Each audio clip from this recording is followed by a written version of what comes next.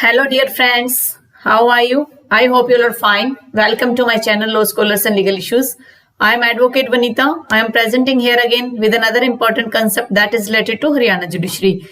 मेरे पास काफी मैसेजेस आए, मुझे कमेंट्स मिले कि मैम कुछ हम जो है तैयारी तो कर रहे हैं जुडिशरी की, हमें एक स्ट्रेटजी बताइए किस तरीके से हम इसे क्रैक कर सकते हैं, हम क्या सिस्टम फॉलो करें कि हम जो है आसानी से एग्जाम को क्लियर कर पाए.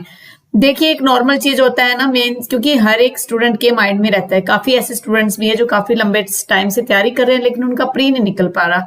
What are the reason behind that, उनके पीछे क्या बेसिकली रीजन है, हम थोड़ा सा उसके बारे में डिस्कस करेंगे. हमारी क्या स्ट्रेटेजी होनी चाहिए किसी भी एग्जाम को क्रैक करने के लिए, उसके बारे में हम थोड़ा सा डिस्कस करेंगे. चलिए आज का कंसेप्ट हम स्टार्ट करते हैं. सबसे पहली चीज, अगर आपने हरियाणा जुडिशरी का नोटिफिकेशन देखा है तो आपको पता होता है कि टोटल जो है कितने क्वेश्चन उसमें होते हैं. 125 क्वेश्चन होते हैं. 125 क्वेश्चन होता है और एक क्वेश्चन कितने मार्क्स का होता है. अगर आपको उसके बारे में कुछ पता हो तो एक क्वेश्चन जो है वो होता है 4 मार्क्स का. तो आप मान के चलिए कि 124 जो है, अगर हम उसको मल्टीप्लाई करते हैं, हम मल्टीप्लाई कर देते हैं 4 से, तो हमारा आंसर क्या आता है 600. तो हमारा जो आंसर है वो 600 है. कहने का मतलब है कि जो हमारा पेपर होगा ना वो जो होगा 125 मल्टीप्लाई 4 यानी कि 600 का पेपर होता है.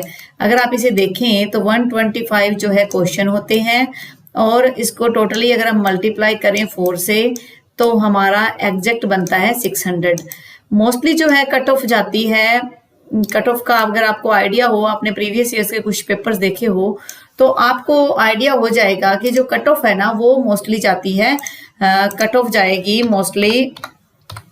आप मान के चलिए कि अगर आपके 360 मार्क्स आ जाते हैं तो आप सेफ हैं. कट ऑफ 360 आप एज्यूम करके चलिए. नॉर्मली अगर लास्ट टाइम के अगर आप देखते हो, कुछ प्रोसीजर देखते हो कट ऑफ का, तो क्या 328 332 ऐसे ही कट ऑफ गई है. और फिर कोर्ट्स में भी कुछ ना कुछ चेंजेस होता रहता है जिसकी वजह से जो कट ऑफ है वो कम जाती रहती है. ऐसा कोई इश्यू नहीं आता. फिर बात आती है कि कट ऑफ तो ठीक है 360 जाता है, तो आप मान के चलिए कि आपके कम से कम 80 क्वेश्चन जो है ठीक होने चाहिए. सेकंड चीज क्या होती है कि हम जो है, ठीक है आपने मैम बता तो दिया कट ऑफ इतनी जा सकती है, पर उसको हम गेन कैसे करेंगे. देखिए, सबसे पहली चीज होती है आपको जो है एग्जाम क्लियर करना है तो इसके 3 फैक्ट्स मैं बताती हूँ क्या क्या होते हैं. फर्स्ट आप मान के चलिए आपके पास क्या होना चाहिए, आपका कंसेप्ट क्लियरिटी होना चाहिए आपकी. अगर आपकी कंसेप्ट क्लियरिटी है तो कोई इश्यू नहीं, आप अच्छे से जो है एग्जाम क्लियर कर पाते हो. फिर सेकंड चीज होता है रिटेंशन पावर. आपकी रिटेंशन पावर है वो कितनी होगी, रिटेंशन पावर कितना आप पढ़ के कितना रिटेन कर पाते हो वो आपका बैलेंस करता है कि आप कितना रिटेंशन पावर आपके पास है.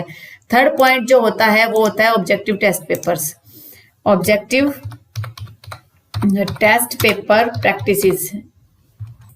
आप ये मान के चलिए कि अगर आपने ऑब्जेक्टिव टेस्ट पेपर को अच्छे से कर लिया है तो उस मामले में भी आप अच्छा जो है गेन कर सकते हैं. फोर्थ पॉइंट मैं इसके अंदर लेके चलती हूँ, दैट इज टाइम मैनेजमेंट. अगर आपका टाइम मैनेजमेंट ही नहीं है तो एग्जाम आप वैसे ही नहीं क्रैक कर पाओगे, आपका एग्जाम ही पूरा नहीं हो पाएगा तो आप कैसे क्लियर कर पाओगे. तो ये 4 पॉइंट्स मेरे अकॉर्डिंग है.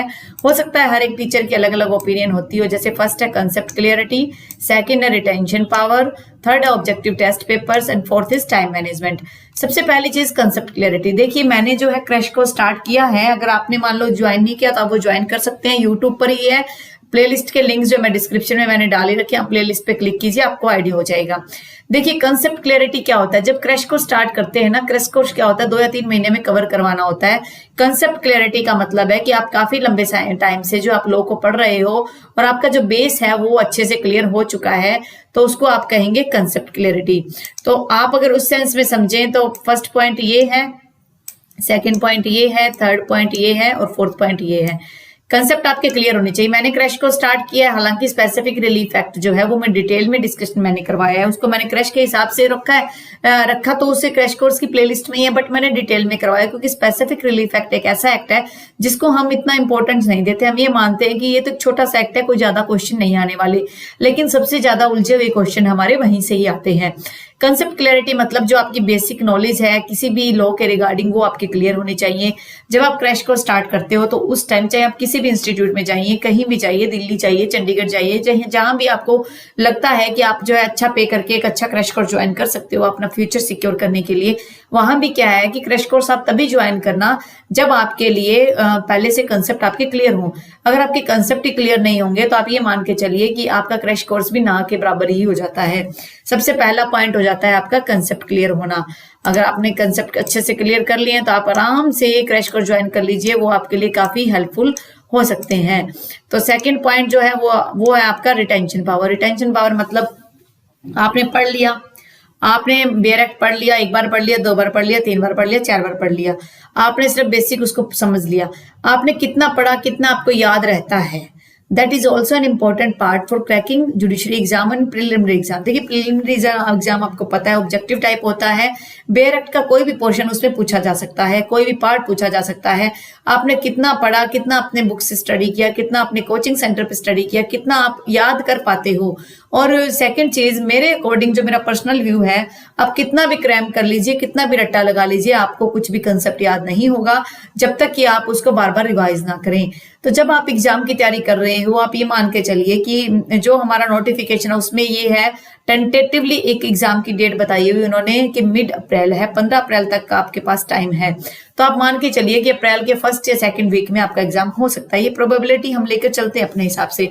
उसी हिसाब से जब हम तैयारी कर रहे होते हैं तो अभी तो हमारे पास तकरीबन 2 महीने का टाइम पड़ा है, तो अब जो हम थोड़ा सा डिटेल में भी पढ़ सकते हैं। सेकंड चीज है कि जो भी बेयर एक्ट मान लो आपका कवर हो चुका है, जैसे मैंने यूट्यूब पर हिंदू मैरिज एक्ट को कवर करवा दिया है, अब मैं हिंदू माइनॉरिटी और गार्जियनशिप एक्ट स्टार्ट कर रही हूँ और साथ के साथ स्पेसिफिक रिलीफ एक्ट भी चल रहा है।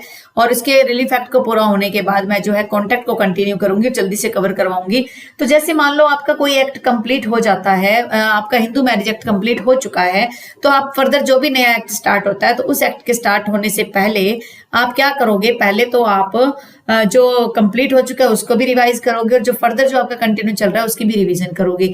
जो हमारा कंप्लीट हो चुका है सिलेबस उसको हमें छोड़ना नहीं है, क्योंकि हमारा मेमोरी जो होती है वो इस टाइप से होती है कि हमने अगर उसको छोड़ दिया तो फर्दर जो हमें वो दोबारा से उसी मेहनत के साथ रिवाइज करना पड़ेगा।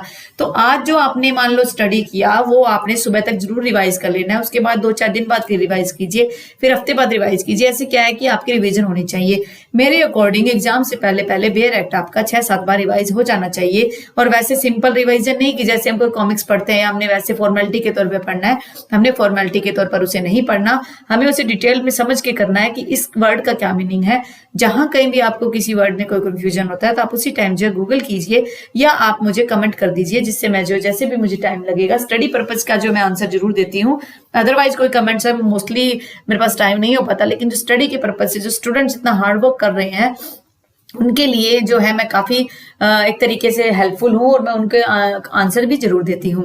इसके बाद थर्ड पॉइंट आता है ऑब्जेक्टिव टेस्ट पेपर्स कि ऑब्जेक्टिव टेस्ट पेपर्स का कितना रोल है किसी भी एग्जाम को क्लियर करने में। देखिए प्रिलिमिनरी जो एग्जाम होता है वो ऑब्जेक्टिव टेस्ट पेपर के बेस पर ही क्लियर किया जा सकता है, क्योंकि ऑब्जेक्टिव टेस्ट पेपर की अगर आप बात करते हो तो ऑब्जेक्टिव टेस्ट पेपर में 3 प्रकार के आपको टेस्ट सीरीज मिल जाएंगे। टेस्ट सीरीज मिल जाएंगे कहाँ पर, एक यूनिवर्सल की बुक आती है, एक आता है लेक्सिस नेक्सिस की बुक आती है और एक आता है एक के जैन की कुछ बुक्स, दूंगी नहीं, अलग जो टेस्ट पेपर्स आते हैं उसमें ऑब्जेक्टिव टेस्ट पेपर्स दिए होते हैं हर एक सब्जेक्ट वाइज। आपको उन्हें प्रैक्टिस करना है, उनके आंसर आपने नहीं देखने। आप जब उनकी प्रैक्टिस करोगे तो आप जो है टिक करिए, उसके बाद उसके आंसर चेक कीजिए।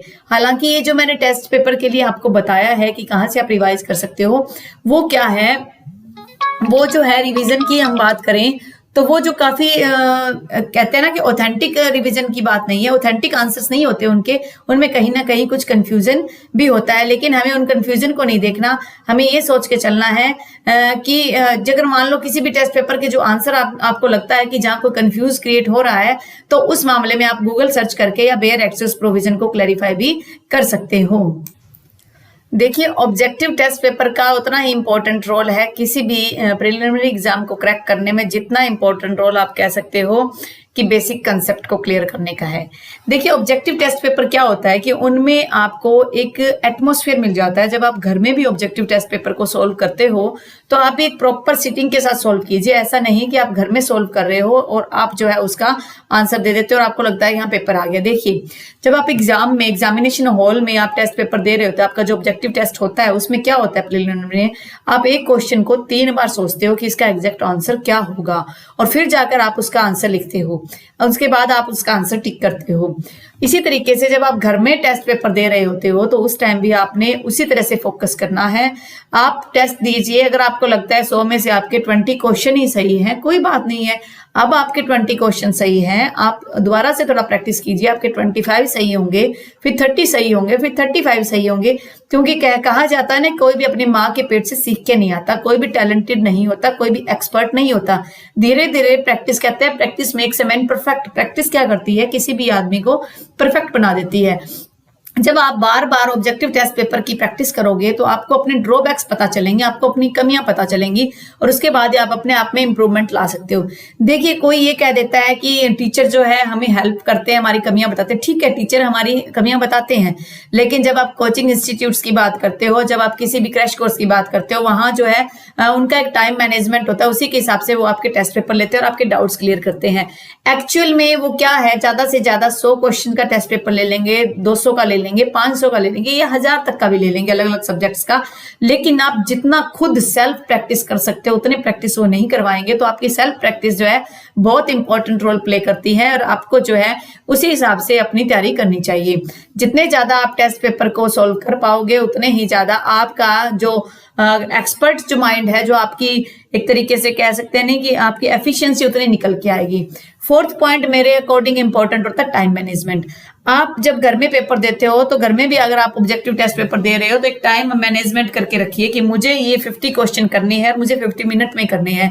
क्योंकि हरियाणा जुडिशरी में 125 क्वेश्चन आते हैं और हमें टाइम मिलता है सिर्फ 2 आवर्स का। 2 आवर्स के टाइम के लिए क्या है आपके पास मिले 120 मिनट्स। 125 क्वेश्चन के लिए 120 मिनट्स होते हैं और जरूरी नहीं कि हर एक क्वेश्चन बिल्कुल इजीली आपको समझ में आ जाए। कई बार क्या है, प्रपोजिशन की फॉर्म में 2 स्टेटमेंट दी जाती है कि whether first statement is correct, whether second statement is correct. उस मामले में फिर आपको ये सोचना पड़ता है, उसको अच्छे से समझना पड़ता है, उसका मीनिंग देखना पड़ता है, फिर आपको कहीं लगता है कि हाँ इसका ये आंसर सही हो सकता है। तो इस प्रकार से जो टाइम मैनेजमेंट बहुत इंपॉर्टेंट रोल निभाता है। सबसे पहले आप वो क्वेश्चन कीजिए जो क्वेश्चन आपको इजी लगे, जहां आपको लगता है कि ये टाइम ले सकता है तो उस टाइम आप उसको मार्क करके छोड़ सकते हैं। तो इस तरीके से टाइम मैनेजमेंट बहुत इंपॉर्टेंट रोल निभाता है। ये जो मैंने आपको बताया 125 जो ये क्वेश्चन की बात कही, इनमें आगे क्या है, नेगेटिव मार्किंग का भी प्रोसीजर होता है। हरियाणा में क्या है कि नेगेटिव मार्किंग भी होती है। अगर मान लो आपने कोई दिया है पेपर पहले तो आपको पता होगा, तो आप जब भी आंसर लिखोगे आपको इस बात का आइडिया होना चाहिए कि इसमें नेगेटिव मार्किंग है और आपका जो आंसर है वो अगर गलत हो गया तो आपके मार्क्स उसमें कट सकते हैं। नेगेटिव मार्किंग का प्रोसीजर भी कितना कटता है, मेरे अकॉर्डिंग 4 क्वेश्चन के अंदर 1/5 जो है वो पार्ट जो है नेगेटिव मार्किंग होता है। 1/5 पार्ट नेगेटिव मार्किंग आप ये मान के चलिए 1/5 होता है। तो इसका मतलब क्या है कि नेगेटिव मार्किंग वर्क 1/5 है, यानी कि आपका कितना मार्क्स कट जाएगा, आपका कटेगा 0.80 मार्क्स। 0.80 मार्क्स एक क्वेश्चन के प्रति कट जाते हैं। कई बार क्या होता है, एग्जाम दे देते हैं स्टूडेंट्स और उसके बाद भी उन्हें ये लगता है कि हाँ हमारा पेपर बहुत अच्छा गया, लेकिन क्या होता है रीजन, जब वो देखते हैं तो उनके जो नेगेटिव मार्किंग भी काफी इंपॉर्टेंट रोल निभाते हैं। जब उनके क्वेश्चनों के आंसर के बाद जब उनका रिजल्ट देखते हैं वो सोचते हैं कि हाँ हमारे 360 नंबर बन रहे हैं, लेकिन जब नेगेटिव होता है तो उनमें से जब उनके 20-25 नंबर कट जाते हैं तो फिर उनको अफसोस होता है कि ये क्या हो गया। तो एक तरीके से ये जो तीनों के तीनों पार्ट एक दूसरे से जुड़े हुए हैं, तो आप ये नहीं कह सकते कि कोई भी एक हिस्सा जो है आप ये कहो कि इसको हम अलग कर दें, तो ऐसा कोई भी सिस्टम नहीं है। तो ये सारा का सारा एक कॉम्बिनेशन की फॉर्म में जुड़ा हुआ है। तो मेरी आपसे यही रिक्वेस्ट है कि आप जब पेपर दे रहे होते हैं तब फोकस कीजिए कि जिसको आपको थोड़ा बहुत भी हल्का सा हिंट पता है उसी को आप आंसर कीजिए, अदरवाइज आप उसको रिमेन कर दीजिए, छोड़ दीजिए। नॉर्मली क्या होता है, एक टारगेट लेके चलते हैं कि हमें 125 के 125 क्वेश्चन भी अटेम्प्ट करते हैं। वैसे देखा जाए अगर आप 125 पूरे के पूरे क्वेश्चन अटेम्प्ट कर देते हो और कुछ ऐसे हैं जो आपके नेगेटिव भी हैं, तो आप ये सोच के चलिए कि अगर आपके 4 क्वेश्चन सही, 5 क्वेश्चन सही हो गए तो आपको 20 नंबर मिलेंगे। अगर 5 क्वेश्चन आपके रॉन्ग भी हो जाते हैं तो आपको क्या मिलेगा, 4 मार्क्स कट जाएंगे। तो 20 में से 4 एक तरीके से चांस भी लेना होता है, एक तरीके से रिस्क भी लेना होता है हमें प्रिलिमिनरी एग्जाम में, तो वो भी ले लेना चाहिए कई बार। फिर एक चीज और आती है कि कई बार मैंने काफी जगह ये भी देखा है कि कई स्टूडेंट्स क्या करते हैं कि जब प्री का एग्जाम देते हैं तो जो आंसर्स है, अपनी जो बुकलेट होती है, बुकलेट में जो क्वेश्चन पेपर आपको मिलता है उसमें मार्क करके छोड़ देते हैं, जबकि हमें जो है OMR सीट में मार्क करना होता है। हम OMR सीट में मार्क नहीं कर पाते हैं। उस मामले में क्या होता है कि जब लास्ट में हमारा 1-1.5 घंटा निकल जाता है, फिर आधा घंटा बच जाता है, हम फटाफट क्या करते हैं OMR सीट को फिल करते हैं, फिर देखते हैं कि कोई C की जगह A ऑप्शन फिल हो गया और कहीं E की जगह C ऑप्शन फिल हो गया, ना हम वहां पर फ्लूइड यूज कर सकते हैं। तो उस मामले में हमारा काफी ज्यादा लॉस हो सकता है, तो हमें उस चीज से बचना है। अब यही कोशिश कीजिए कि आपको 2 घंटे का टाइम मिलता है तो पहले 1 घंटे के अंदर आपके 70-80 क्वेश्चन आपके सोल्व हो जाने चाहिए और आप बाकायदा उसको OMR सीट में साथ के साथ मार्क कीजिए और पूरी आप एक तरीके से कहते हैं ना कि केयरफुली उसको मार्क कीजिए, किसी प्रकार का कोई इश्यू ना हो। साइमल्टेनियसली आप मार्क करते जाइए, जैसे आपने बुकलेट में मार्क किया उसके बाद आप साथ के साथ OMR सीट में मार्क कर दीजिए। इस तरीके से क्या होगा, तो आपको जो कॉन्फिडेंस जो है कि हाँ मेरे इतने क्वेश्चन मैंने सोल्व कर लिया, अब रिमेनिंग जो बच गया है उसको हम अच्छे से थोड़ा सा सोच कर गहन चिंतन के साथ फिर उसका आंसर देंगे। इस तरीके से क्या है कि आप अपना जो पेपर है अच्छे से फुलफिल कर पाओगे, अच्छे से OMR सीट हो जाएगी फिल और आपको किसी प्रकार की दिक्कत भी नहीं आएगी। मेरी एक आप ओपिनियन और भी है आपको कि जब मान लो आपके एग्जाम का आपका लगभग सिलेबस कंप्लीट हो चुका हो और आपने ऑब्जेक्टिव टेस्ट पेपर की प्रैक्टिस भी कर ली हो, उसके बाद ही आप 10 ईयर के क्वेश्चन पेपर्स उठाइए, क्योंकि उसके बाद जब आप 10 ईयर के क्वेश्चन पेपर उठाएंगे तो उसके बाद वो आपके लिए काफी हेल्पफुल होगा और आप इजीली उसको सोल्व कर देंगे। और बाकी देखिए, आप जितना हार्ड वर्क कर सकते हैं उतना कीजिए, जितना फोकस कर सकते हैं उतना कीजिए, मेंटली स्ट्रेस मत लीजिए। जब आप किसी भी चीज को करने की कोशिश करते हो, लगन करते हो, तो उसके लिए 100% डेडिकेशन उसके प्रति होना चाहिए। इसके साथ अगर आपको किसी प्रकार का और डाउट रहता है तो आप मुझे कमेंट कर सकते हैं। आई होप आपको मेरा आज का ये जो वीडियो है strategy to crack Haryana judiciary pre exam 2021 अगर आपको अच्छा लगा है, आई होप आपको अच्छा लगा ही होगा। अगर आपको अच्छा लगा है तो आप मेरे इस वीडियो को लाइक कीजिए। अगर आप फर्स्ट टाइम मेरे इस वीडियो को देख रहे हैं और आप मेरे चैनल पर फर्स्ट टाइम आए हो तो मैं आपसे रिक्वेस्ट करती हूँ आप मेरे चैनल को सब्सक्राइब कर लीजिए और बेल आइकन पर भी क्लिक कर दीजिए, जिससे फर्दर जैसे ही कोई नोटिफिकेशन आएगा वीडियो के रिगार्डिंग आपको उससे सबसे पहले जो है इन्फॉर्मेशन मिल जाएगी। और मैंने अभी जो है टेस्ट सीरीज शुरू कर रखी है। टेस्ट सीरीज जो पेपर्स होते हैं, जैसे जो सब्जेक्ट मैं कवर करवा रही हूँ उसके साथ साथ मैं उसके टेस्ट भी जो है ऑब्जेक्टिव टेस्ट प्रैक्टिसेस को भी अपलोड कर रही हूँ। और आप भी अपने लेवल पर जितना हो सके टेस्ट प्रैक्टिसेस कीजिए साथ के साथ, क्योंकि अगर आप ये सोचते हो कि मेरा सिलेबस पूरा हो उसके बाद मैं टेस्ट करूंगा तो देखो ये तो पॉसिबिलिटी होगी ही नहीं, क्योंकि हमारे पास ज्यादा से ज्यादा 2 महीने का टाइम है, उससे ज्यादा टाइम आपके पास नहीं है प्रिलिमिनरी एग्जाम को क्लियर करने के लिए। और जितनी ह्यूज मात्रा में इस बार जो वैकेंसीज आउट हुई है हरियाणा जुडिशरी की, तो ये एक तरीके से गोल्डन अपॉर्चुनिटी है for the students who are preparing for the Haryana judiciary for a long time, लंबे टाइम से जो तैयारी कर रहे हैं। तो ये जो कट ऑफ का मैंने यहाँ पर आपको बात बताया था, ये कट ऑफ जो है ये आपका जनरल कास्ट के रिगार्डिंग है। SC BC और अदर EWS वगैरह में ये कम भी हो सकती है। चलिए आप हार्डवर्क करते रहिए। बाकी देखिए, जैसे भगवत गीता में कहा गया है, कर्मण्यवादी कार्यस्थे महाफलेषु कदाचन, कि जो आपको कर्म है वो आप करते रहिए और फल की चिंता मत कीजिए, फल उस कर्म के आधार पर आपको मिल ही जाएगा। कोरोना के इस इश्यू में आप अपने फैमिली मेंबर्स का, अपने नेबरहुड का ध्यान रखिए। Stay home, stay safe, stay healthy. Thank you for watching. Have a nice day.